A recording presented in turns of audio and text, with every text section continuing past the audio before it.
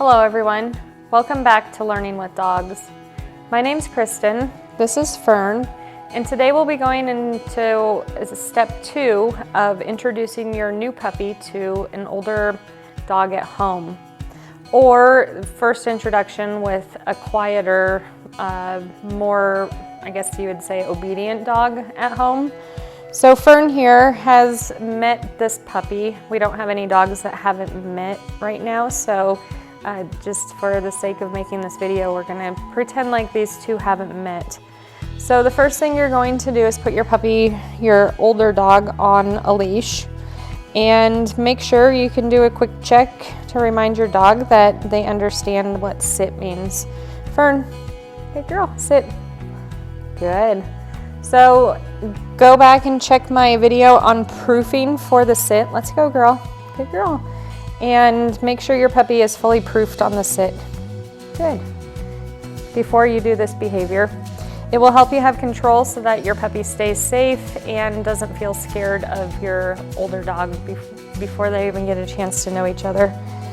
So I'm going to keep reinforcing my older dog to keep checking in with me as they're playing with the puppy. If at any point they start to get to be too much, then I'm going to simply ask for a sit.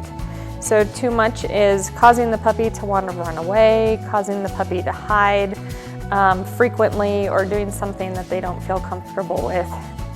So I always have a retreat point for my puppy. In this case, we're going to use an open crate. If you don't have a crate or your crate isn't accessible to the area, you can always just set out a chair and the puppy can crawl under the chair for their safety.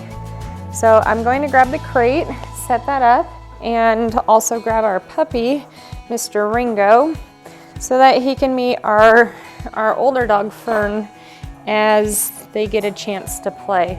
So the puppy will be off leash, Fern will be on leash, and I'm going to try my best to not be pulling on the leash or dragging her around.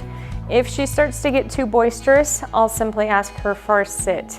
I have the leash on for just emergency if I need to help get her away from the puppy quickly if the puppy gets hurt or overreacted, so we can give them space quickly. And my recommendation for that is to simply get super excited and run away from the puppy, so that makes it a fun experience instead of something scary that just happened. So I'm going to grab Ringo and we will show you how to introduce the puppy. Fern. Good girl. Fern, over here. Good girl. So Fern's on leash again, and this is something you can do on your own. You do want to, again, make sure you do those checks that your dog is safe around other dogs. So I'll set Ringo down. Good girl, Fern, wait. If your dog knows a wait, you can reinforce that, or stay. Wait, Fern. Okay. Good girl. Good girl. So she got really excited, and then she quickly sat and relaxed again because she knows that I like that relaxed behavior. So now she's a little more excited about me than she is the puppy because she wants some of these treats, which is funny enough, just her dog food. But it's amazing how well the dog food works.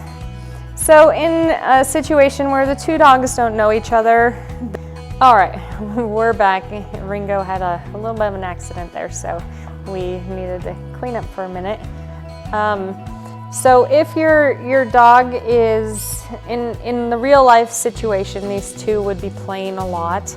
And then just like Fern did in the first 2 repetitions there, she checked in with me and I rewarded her for that.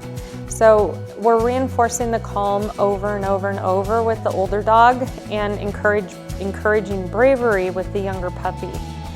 If your puppy is really, really pushy and coming up and being too maybe snarly or barking at your older dog, then I would recommend having your puppy in the crate at the beginning once they're comfortable with the crate. So if your dog doesn't know the crate yet, then we're gonna have somebody hold them and help them get more comfortable while they meet the other dog. So simply just sitting on the floor can be enough for the puppy. So if I come down here and I have little Ringo, okay buddy, out here, he can come and sit in my lap if he's feeling at all uncomfortable about the older dog being in his face.